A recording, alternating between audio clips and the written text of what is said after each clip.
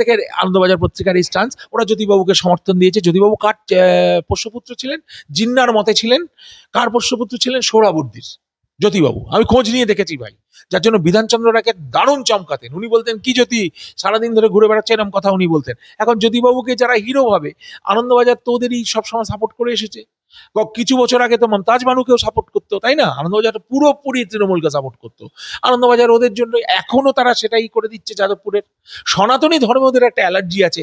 তাহলে কি বলবো জানো তো, আমার মাঝে মাঝে মনে হয় কন্ট্রোভার্সিয়াল হয়ে যাবে কথাটা, একটু ডিএনএ টেস্ট করে দেখা হোক ভাই কে কোত্থেকে এসছে। ভিক্ষাবৃত্তিতে যারা বাঁচে তাদের কোনো মতামতের দাম আমি দেবো না। তার মানে কি তাদের ভিক্ষা দিলেই খুশি? কিন্তু কিছু একটা সাধনা বোধহয় রাত্রিবেলা ছাদে জেগে নাকি কালী মন্দিরে করেছে, সব সাধনা করেছে। হয়তো হয়তো মৃতদেহের এসে বসে কাপালিকের মতো সাধনা করেছে, তাই রক্ষা কবচ পাচ্ছে। রক্ষা কবচ কে পায় জানো? তুমি যখন যাবে প্রণাম করে যাবে তো মাকে, মায়ের তলায় কে আছে? মহিষাসুর। কার বর পেয়েছিল? ব্রহ্মা বিষ্ণু মহেশ্বর এই ধরনের লোকের বর পেয়েছিল। তাই জন্য তাকে মারাই যাচ্ছে না, আবার 10টা হাত দরকার হলো মাকে তাকে বধ করতে। এই রক্ষা কবচ এ কোত্থেকে পায় আমি বলতে পারবো না। বন্দ্যোপাধ্যায়ের বিরুদ্ধে তাহলে কড়া কোনো পদক্ষেপ নেওয়া যাচ্ছে না কেন স্যার? আমার মতো লোক নেই বলে। পুজোটার নামটা কি? ভূমি। শ্রীভূমি সংঘ, তাই তো? আচ্ছা, আর কি কিসের কি দিয়ে কেরিয়ার শুরু করেছিল ও? পেয়েছে কিনা জানি না, চেক হিসেবে পায়নি, ক্যাশ গুনতো। এগরোল বেচতো না কি ফল বেচতো, কি বেচতো? আচ্ছা, পড়াশোনা কি করেছে জানা নেই।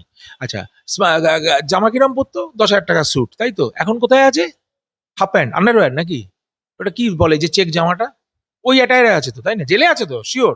হয়তো গোপনে একটা এয়ার কন্ডিশন চেম্বার বের করে একটা টিভি হয়তো, মোবাইল হয়তো একটা পেয়ে গেছে। শুভেন্দুবাবু দুম করে একটা জেল ভিজিট করলে, বা শারদ দুম করে একটা জেল ভিজিট করলে ফোন টোন গুলো কেড়ে নেবে। তখন আবার তোমরা গিয়ে ঝাঁপিয়ে পড়বে, কি হয়েছিল স্যার, কি হয়েছিল স্যার? বলবে একটা মোবাইল ছিল বালিশের তলায়। এই তো হাল। এদের নিয়ে আলোচনা না করো, ওয়েস্ট অফ টাইম। দেখতে যাচ্ছে সারা জীবন তো চুরি করেই বেঁচে আছে। এখন কি হয়েছে, ওদের মাথায় হেলমেটটা কি ছিল? ও তো রক্ষা কবচ হয়নি, তাই জন্য জেল হয়েছে। ওর হেলমেটটা কি ছিল বলতো? কেউ বলতে পারবে? কেউ বলতে পারছে না। একজোড়া হাওয়াই চটি, ওইটাই হেলমেট। এই আনন্দবাজার পত্রিকার হেডলাইন, যাদবপুর বিশ্ববিদ্যালয়ে গেরুয়া বাহিনীর সন্ত্রাস। এই হেডলাইন নিয়ে কি বলবেন? ওরা তো সবসময় তাই করেছে।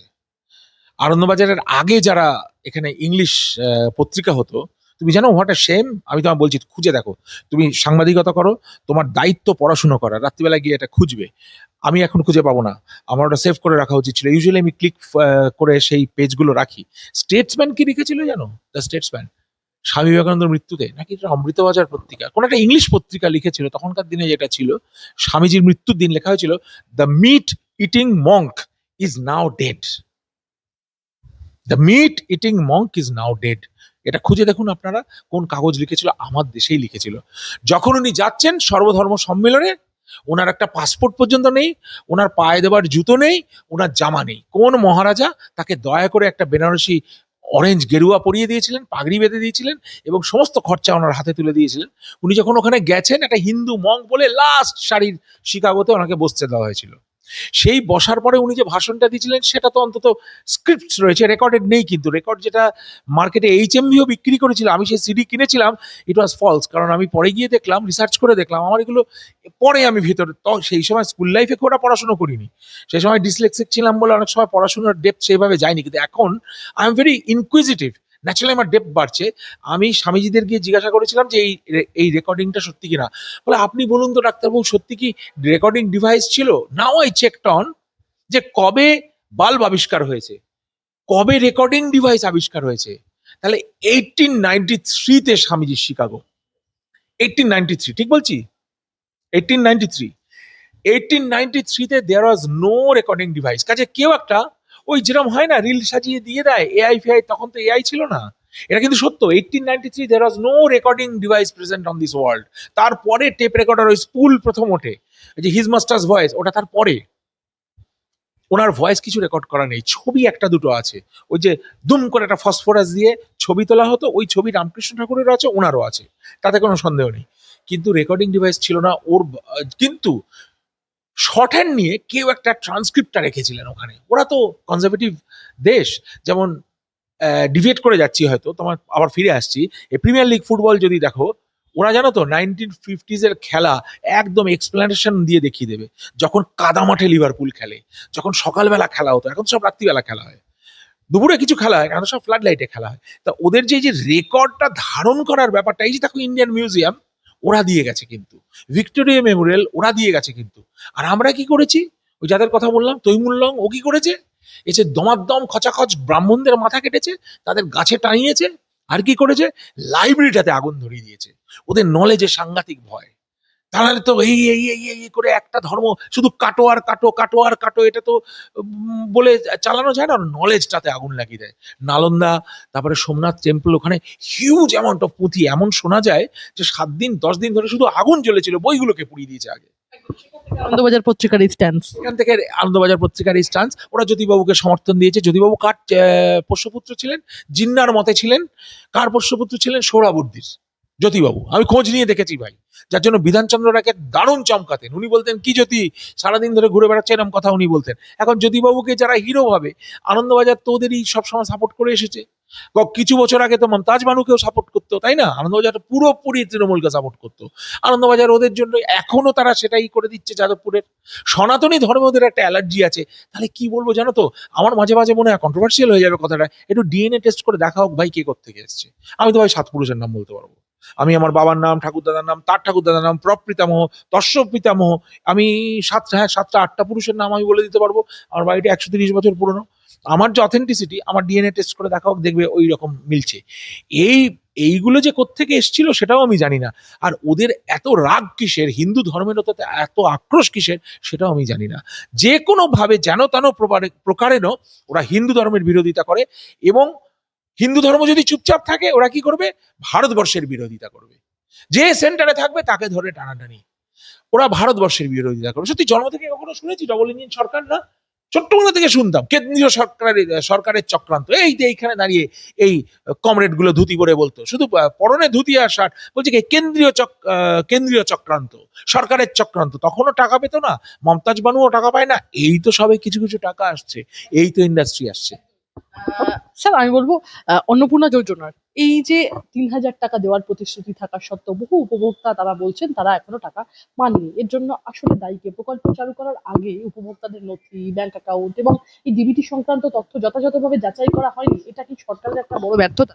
ব্যর্থতা বলবো না, একটা কিছু ছোটখাটো গোলমাল তো হয়েইছে।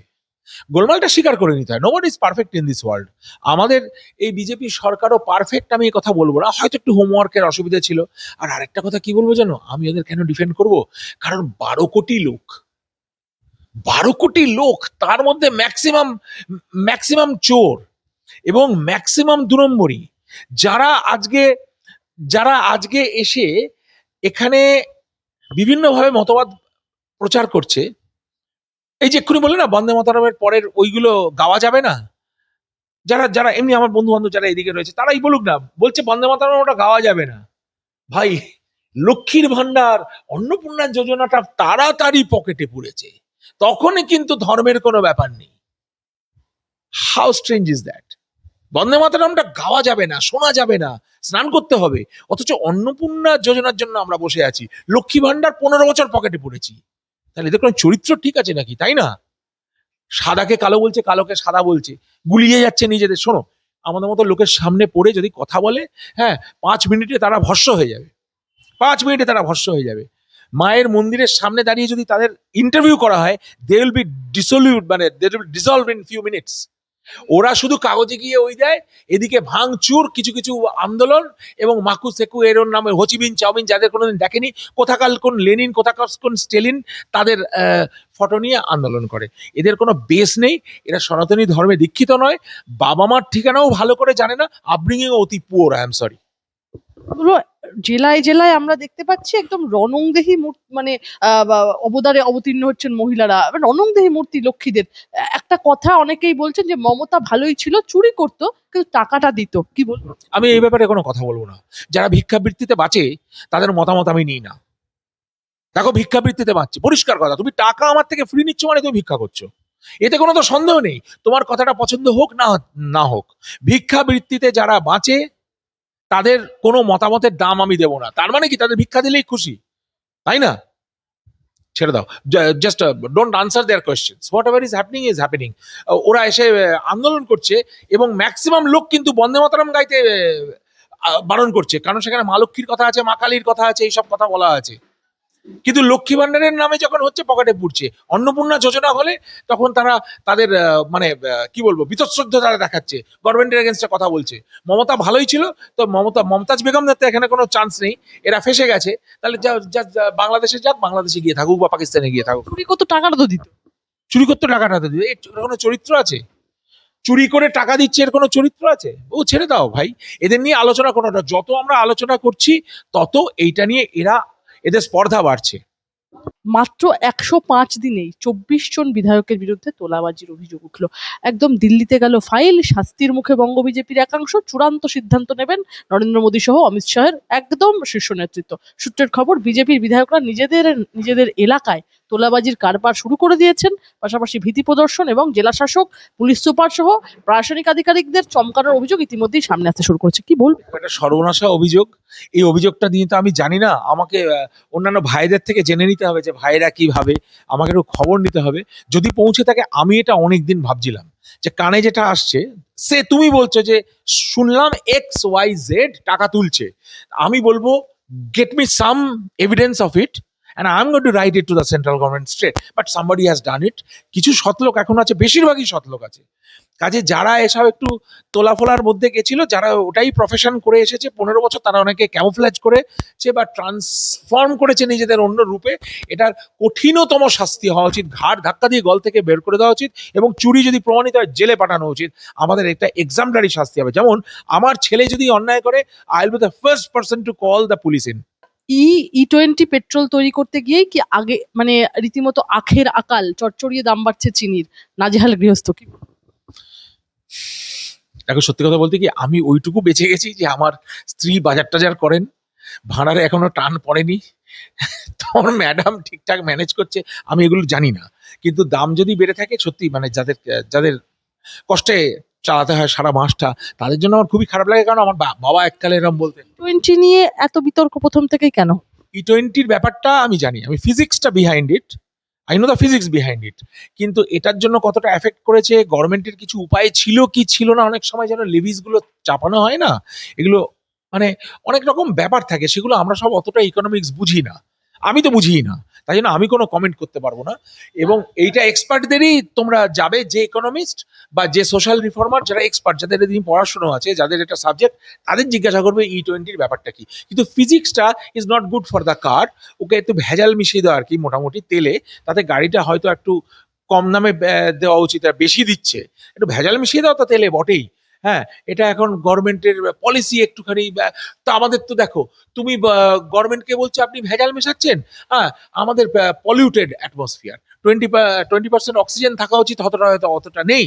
Pollution level is very high in Delhi, সেটাই বা কি বলবে। গঙ্গাতে কন্টামিনেটেড ওয়াটার ফ্লো করছে, সেটাই বা কি বলবে। আমাদের এত বড় দেশে 140 কোটি জনগণের মধ্যে ওই ওই ব্যালেন্সটা রাখা মুশকিল আছে।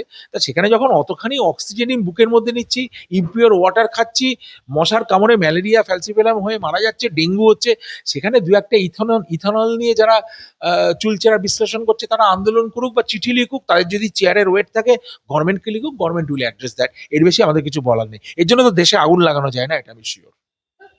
সোমবার পশ্চিমবঙ্গ বিধানসভায় দুটি বিল পাশ হয়েছে, যার মধ্যে অন্যান্য অনগ্রসর শ্রেণী বা যে ওবিসিদের জন্য সংরক্ষণ আইনে আনুষ্ঠানিকভাবে বেশ কিছু পরিবর্তন আনা হয়েছে। নতুন আইন অনুযায়ী ২০২৪ সালের মে মাসে কলকাতা হাইকোর্টের দেওয়া একটি আদেশ অনুসারে ৭৭টি মুসলিম সম্প্রদায়কে ইতিমধ্যে ওবিসি তালিকা থেকে বাদ দেওয়া হয়েছে। ওবিসিদের জন্য সংরক্ষণের কোটাও 10% কমিয়ে 7% করা হয়েছে এবং ওবিসি শ্রেণীবিন্যাসেও পরিবর্তন আনা হলো। কি বলবেন, কিভাবে দেখবেন? আমার এই শ্রেণীবিন্যাসে আমার একটুখানি আপত্তি বরাবরই ছিল। কারণ এখন তো আমরা স্বাধীনতার এতগুলো বছর হয়ে গেছে, আবার অ্যাট দ্য সেম টাইম যারা ব্যাকওয়ার্ড ছিল তাদের একটু আশার আলো না দিলে হয় না। যেমন আমি বলছি, আমি প্রিভিলেজ ছিলাম, আমার বাবার একটা স্টেডি চাকরি ছিল, আমি সাউথ পয়েন্ট হাই স্কুলে পড়েছি, সেখান থেকে নীলরতনে পড়েছি, প্র্যাকটিক্যালি ফ্রি। দর্শকদের সামনে বলছি, আমার কোনো, যার জন্য পে ব্যাকটা করতে আমি এই দেশে এসেছি। এই যে এত কষ্ট, এত ঝামেলা, রোজকার রোজ স্ট্রেস, তোমাদের কষ্টটা দেখে আমার কষ্ট হচ্ছে। আমার তো মোটামুটি, আমি তো আমার আর্নিংটা করে নিয়েছি, আমার তো কোনো অসুবিধা নেই, আমি প্রিভিলেজড। কিন্তু যারা আন্ডার প্রিভিলেজ, তাদের দেখে আমার খুব কষ্ট হয়। আমি চেষ্টা করি তাদের কিছুটা কিছুটা আমার সামর্থ্যের মধ্যে, সেগুলো বলা উচিত নয়, হেল্প করতে বা তাদের পথ দেখাতে। কিন্তু এইটার অ্যাডভান্টেজ নিয়েছে মমতাজ বানু। ও কি করেছিল, ভোট পাওয়ার জন্য সবাইকে ওবিসিতে ঢুকিয়ে চাকরি ফাকরি এরকম একটা কিছু ব্যবস্থা করেছিল। এখন সেগুলো স্ক্রুটিনি করে দেখা গেছে ওরা ডিজার্ভিং ক্যান্ডিডেট নয়। ওদের থেকে রোহিঙ্গা এসছে, তাকে আধার কার্ড দিয়ে দিয়েছে। ওদের থেকে কেউ একটা এসছে, তাকে প্যান কার্ড দিয়ে দিয়েছে। সেই চোর জোচ্চোরও শুধু বলবো না, তারা তো টেররিস্ট, তারা তো anti national, anti social elements, তারা ছড়িয়ে পড়েছে গুজরাট অব্দি। তাহলে এই কোস্ট থেকে এই বাউন্ডারি থেকে ওই বাউন্ডারি অব্দি ছড়িয়ে গেছে। কি মুশকিল বলো তো আমাদের গভর্নমেন্টের পক্ষে। কোথা দিয়ে 10টা রোহিঙ্গা ঢুকে বম্বের কোন কোনায়, হায়দ্রাবাদের কোন কোনায়, পুনার কোন পাহাড়ে বোম বাজছে। আর এখানে তো মুর্শিদাবাদ ইত্যাদি জায়গা তো আমরা জানি কি হতে চলেছে। এই তো সেদিন কদিন আগেও তো একটা দুটো চারটে জঙ্গি বোধহয় ধরা পড়লো, তাই না? কি সব নাম, নামগুলো তো বুঝতেই পারছো কি সব নাম, তাদের কি হবে, ওই তৈমুর ফৈমুর, ওই রকম চেঙ্গিজ, আকবর, বাবর, হুমায়ুন, এরম নামই হবে। তা ওগুলি সব ধরা পড়েছে। ওগুলি সব গেছে। কিছু শাহজাহান জেলে আছে, কিছু জাহাঙ্গীর হাফ প্যান্ট পরে হাঁটছে। এগুলো হয়েছে। এগুলো দিয়ে আরো কঠিন করে দিতে হবে, যাতে তোমরা আর চুরি আর করবে না। আমার ধারণা ওয়েস্ট বেঙ্গল আবার আস্তে আস্তে বদলাবে। তবে একটা বিরাট সুনামি হয়ে গেছে, তো একটু টাইম দাও। অত সোজা না গভর্নমেন্ট সামলানো, 12 কোটি লোক, আর তার মধ্যে বোধহয় 6 কোটি চোর, সেটা সামলানো আরো মুশকিল। স্যার আমি বলবো অভিষেক বন্দ্যোপাধ্যায়ের বিরুদ্ধে এখনই কোনো কড়া পদক্ষেপ নয়। হাইকোর্টের পর্যবেক্ষণ যে আগামী 11ই সেপ্টেম্বর পর্যন্ত 3টি মামলায় রক্ষা কবচ পেলেন অভিষেক বন্দ্যোপাধ্যায় রীতিমতো। 7ই সেপ্টেম্বর পরবর্তী শুনানি। সৌগত ভট্টাচার্যের এজলাসে এই শুনানি যখন হয়, বিচারপতি সৌগত ভট্টাচার্যের বিরুদ্ধে রাজ্য সরকার যখন এর বিরোধিতা করছে, তখন সৌগত ভট্টাচার্যকে বলতে শোনা গেল যে তার এই শুনানির জন্য একাধিক কেসের হিয়ারিং হচ্ছে না, তাই তার শুনানি এরকম স্থগিত করলো। বারংবার রক্ষা কবচ পেয়ে যাচ্ছেন রাজীব সরকার বলে একজন ব্যক্তি, মামলাকারী অভিষেক বন্দ্যোপাধ্যায়ের বিরুদ্ধে। তিনি তো বলছেন যে মমতা বন্দ্যোপাধ্যায় নিজেকে স্যাক্রিফাইস করে অভিষেক বন্দ্যোপাধ্যায়কে বাঁচালেন এবং দিল্লিতে এটা সেটিং হয়ে গেছে। আপনি কি? এই সেটিং কথাটা তো অনেকদিন ধরে লড়ছি। এটা এই যে সেটিং কথাটার আমি কোনো উত্তর দেব না, কারণ setting is a very derogatory word. আমি বিদেশ থেকে এর নামা অবধি আমাকে লড়তে হয়েছে। দিদিমোদি সেটিং, দিদিমোদি সেটিং এরকম একটা ছিল। সেই সেটিং নয়। আজকে তো বোঝা গেছে 207টা সিট আমরা পেয়েছি। আর দিদি তো আমি বলি না, মমতাজ বানুর খুবই করুণ অবস্থা কালীঘাটের মোড়ে। এই 23 পল্লীতে আমরা ভিখারিদের উঠে যেতে বলছি, কিন্তু উনি আসলে বসতে দেবো। অনেকদিন আগে তো এখানে যদি বাটি নিয়ে বসে, আমি ব্যবস্থা করে দেবো খিচুড়ি খাওয়ার। ওর তো অবস্থা খারাপ আমরা করেই দিয়েছি, এবং সেটা আরো স্ট্রেংথেনিং হবে। এখন ওই ফেরেকবাজটার কথা আমি বলতে পারবো না। অত জীবনে কিছু রোজগার করেনি। ওর রক্ষা কবচটা কোত্থেকে আসে জানি না, কিন্তু ও নিশ্চয়ই রাত্রিবেলা কিছু একটা সাধনা করে। যখন আমি সব পরীক্ষাগুলো দিয়েছিলাম, 35 বছর 36 বছর অবধি আমাকে কঠিন পরীক্ষা দিতে হয়েছে। রাত জেগে পড়াশোনা করেছি। এদিকে মেয়ে কাঁদছে, ছেলে আছে, বাবা মাকে দেখতে হয়, তার মধ্যেও কঠিন পড়াশোনা করতে হয়েছে। এবং সাহেবদের জুতোর ওজন তো আরো বেশি, সেটা ঘাড়ে পড়লে বোঝা যায় তাদের জুতোর ওজনটা কি। এখানকার মতো চিটিংবাজি করে মানে নাম্বার ভাঁড়িয়ে তো আমরা কিছু করিনি। সেই সব পরীক্ষাগুলোর সময় মনে হতো কি সাধনা করছি, না ভগবান আরেকটু টেনে দিই, আজকে আজকে সারা রাতটা টেনে দিই, কালকে আমি এর ফল পাবো। পেয়েওছি। এরা তো কি সাধনা করেছে জানি না, এত কোনো রোজগার করেনি। কোনো চেক পেয়েছে কোনোদিন? কোনোভাবে কোনো কিছু রোজগার করেছে? হয়তো কত, মানে কতগুলো শূন্য দিয়ে একটা তার অ্যাকাউন্ট। কিন্তু কিছু একটা সাধনা বোধহয় রাত্রিবেলা ছাদে জেগে নাকি কালী মন্দিরে করেছে। সব সাধনা করেছে হয়তো। হয়তো মৃতদেহের এসে বসে কাপালিকের মতো সাধনা করেছে, তাই রক্ষা কবচ পাচ্ছে। রক্ষা কবচ কে পায়? জানো, তুমি যখন যাবে প্রণাম করে যাবে তো মাকে, মায়ের তলায় কে আছে? মহিষাসুর। কার বর পেয়েছিল? ব্রহ্মা বিষ্ণু মহেশ্বর এই ধরনের লোকের বর পেয়েছিল। তাই জন্য তাকে মারাই যাচ্ছে না। আবার 10টা হাত দরকার হলো মাকে তাকে বধ করতে। এই রক্ষা কবচ কোত্থেকে পায় আমি বলতে পারবো না। আর একে যে বধও কে করবে সেটাও আমি বলতে পারবো না। তবে যদি সেরকম ভাবে আমি দায়িত্ব পেতাম, আমি বধ মানে তো জেল, আমি প্রাণ নেওয়ার পক্ষপাতী নই। বাড়িটা ভাঙা আমি আটকেছিলাম, কারণ তো সেদিনই বাড়ি ভেঙে যেত। ওর ভিতরে ঢুকে ওর বাচ্চা কাচ্চা র্যানস্যাক্ট হয়ে যেত। আমি আটকেছিলাম, কারণ আমরা বাংলাদেশি নই, আমরা জিহাদি নই, আমরা আফগানিস্তানে পয়দা হয়নি, আমরা ওই বোম মেরে উড়িয়ে দেওয়া পছন্দ করি না। বন্দ্যোপাধ্যায়ের বিরুদ্ধে তাহলে কড়া কোনো পদক্ষেপ নেওয়া যাচ্ছে না কেন স্যার? আমার মতো লোক নেই বলে। আমাকে দাও, আমি ব্যবস্থা করে দিচ্ছি। অভয়ার তুমি আমাকে ছেড়ে দাও, আমি ব্যবস্থা করে দিচ্ছি। আমি একটা ইম্পর্টেন্ট প্রশ্ন করব, যে মামলার রায় ঘোষণার কথা ছিল, তার আগেই বিচারপতির চেম্বারে ঢুকে মামলার নথি দেখার চেষ্টা করার অভিযোগ উঠলো একদম তৃণমূল নেতা সুজিত বসুর আইনজীবীর বিরুদ্ধে। এই ঘটনার একদম তীব্র অসন্তোষ প্রকাশ করে জামিনের মামলা থেকে নিজেকে সরিয়ে নিলেন কলকাতা হাইকোর্টের বিচারপতি শুভ্রা ঘোষ। কি বলবেন? মামলার ভার্ডিক্টের কপি আগে থেকে দেখতে চলে যাচ্ছেন আইনজীবী সুজিত বসু। এটা তো দারুণ মজার কথা না? কি যেন পুজোটা করতো, পুজোটার নামটা কি? শ্রীভূমি। শ্রীভূমি সংঘ, তাই তো? আচ্ছা। আর কি দিয়ে কেরিয়ার শুরু করেছিল ও? পেয়েছে কিনা জানি না, চেক হিসেবে পাইনি, ক্যাশ গুনতো। এগরোল বেচতো না কি, ফল বেচতো, কি বেচতো? আচ্ছা, পড়াশোনা কি করেছি জানা নেই। আচ্ছা, জামা কিরাম পরতো? 10,000 টাকার স্যুট, তাই তো? এখন কোথায় আছে? হাফ প্যান্ট, আন্ডারওয়্যার নাকি? ওটা কি বলে যে চেক জামাটা, ওই অ্যাটায়ারে আছে তো, তাই না? জেলে আছে তো শিওর। হয়তো গোপনে একটা এয়ার কন্ডিশন চেম্বার বের করে একটা টিভি হয়তো, মোবাইল হয়তো একটা পেয়ে গেছে। শুভেন্দু বাবু দুম করে একটা জেল ভিজিট করলে, বা শারদ দুম করে একটা জেল ভিজিট করলে ফোন টোন গুলো কেড়ে নেবে, তখন আবার তোমরা গিয়ে ঝাঁপিয়ে পড়বে, কি হয়েছিল স্যার, কি হয়েছিল স্যার, বলে একটা মোবাইল ছিল বালিশের তলায়। এই তো হাল। এদের নিয়ে আলোচনা না করো, ওয়েস্ট অফ টাইম। দেখতে যাচ্ছে সারা জীবন তো চুরি করেই বেঁচে আছে। এখন কি হয়েছে, ওদের মাথায় হেলমেটটা কি ছিল? ও তো রক্ষা কবচ হয়নি, তাই জন্য জেল হয়েছে। ওর হেলমেটটা কি ছিল বলতো? কেউ বলতে পারবে? কেউ বলতে পারছে না। একজোড়া হাওয়াই চটি, ওইটাই হেলমেট। দেখেছো যখন ব্যাট করে কি সলিড হেলমেট। আমার ছেলেকে যেমন 90 মাইলস অ্যান আওয়ার বল খেলে, আমি ওকে বলি যে ব্যাট ভালো কেন না কেন, হেলমেটটা সলিড চাই, কারণ ওটা তো লাইফ সেভিং না। তুমি হুক করতে গিয়ে ফসকালে, ভাবো না জেফরি আর্চার বল করছে বা শাহিদ আফ্রিদি বল করছে। ওর হেলমেটটা কি ছিল? হাওয়াই চটি। আমাদের দেশে এখন হাওয়াই চটি স্ট্র্যাপ ছিঁড়ে গেছে, হাজরা মোড়ে হাওয়াই চটি বিক্রি বন্ধ হয়ে গেছে, অনুপ্রেরণার সে হাসিটি আর দেখা যায় না। আর রাস্তা জুড়ে যে 20,000 পোস্টার 1 মাইলের মধ্যে, হ্যাঁ, শুধু হাসি হাসি মুখটা কি করেছে, দেশটাকে চিবিয়ে খাচ্ছে, ওই সবগুলো যায় না। তবে ডাকিনী যোগিনী হিসেবে কালী পুজোয় আবার কি অবতার নেয় জানি না।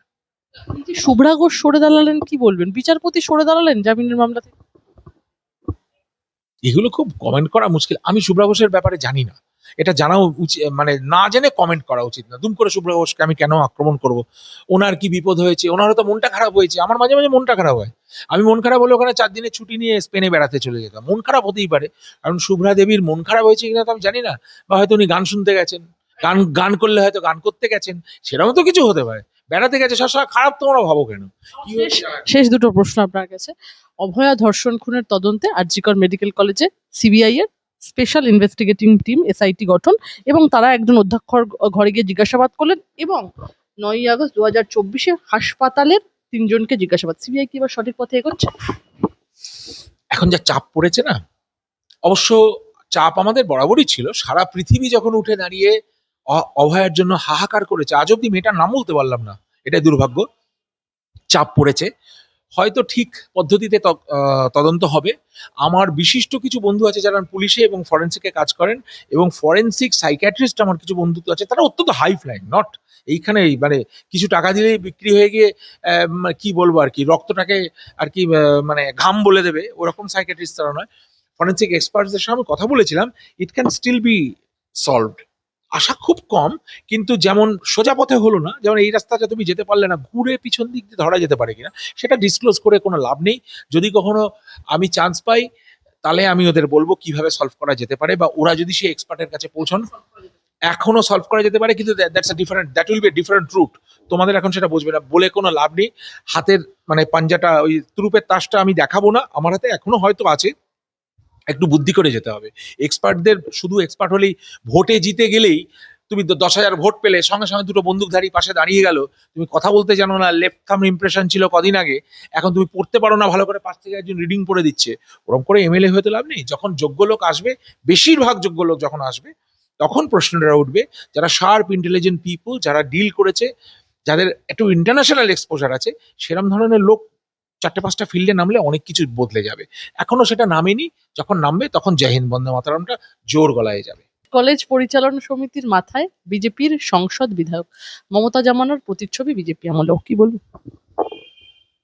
খানিকটা তো হবেই। 35+15 বদভ্যাস হতে হতে হতে হতে এরকম হয়ে গেছে। এখন সেইটা দেখো, ব্যাপারটা হচ্ছে কেন, এর ফিজিক্সের ব্যাপার। ফিজিক্স একটা কম্পেনসেশন হয়। যেমন একটা, ধরো ঠান্ডা একটা জিনিস বেঁকে বেঁকে রয়েছে, এবার তুই গরম করলে সেটা একটু সোজা হলো, ঠিক আছে তো? এইবার ওইটাকে সোজা করতে গেলে আমরা খুব কমপ্লেক্স মেশিন ব্যবহার করতাম অ্যানাস্থেসিয়ার জন্য, গ্যাসের জন্য। কারণ গ্যাসটা কিন্তু একদম পার্টিকুলার মানে একটা স্যাচুরেশন পয়েন্ট দিয়ে ডেলিভার করতে হবে পেশেন্টকে, বুঝতে পারছো? বেশি গ্যাস দিয়ে দিলে মুশকিল, কম গ্যাস গেলে পেশেন্টটা লাফিয়ে উঠবে, পেটটা হয়তো খোলা, পেশেন্টটা উঠে দাঁড়িয়ে ধরো বাবা গো মাগো চেঁচাচ্ছে, তা তো হবে না। ওটা একটা মেনটেন করতে হয়। ওটা অত সোজা না, ওটা ম্যাজিক ম্যাজিক একটা ফিগার সব আমাদের সব থাকতো। সেটাতে কম্পেনসেশনের উল্টোটা কি ডিকম্পেনসেশন হার্টের হয়।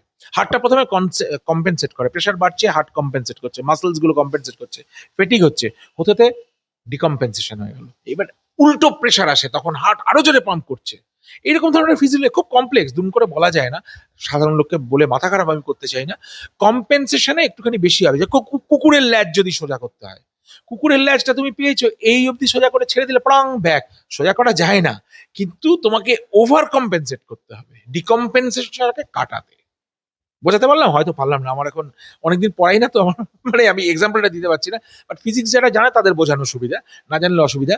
একটুখানি যেমন এত অন্যায় হয়েছে না, লাঠি ফাটি দু একটা বেশি পড়বেই এখন।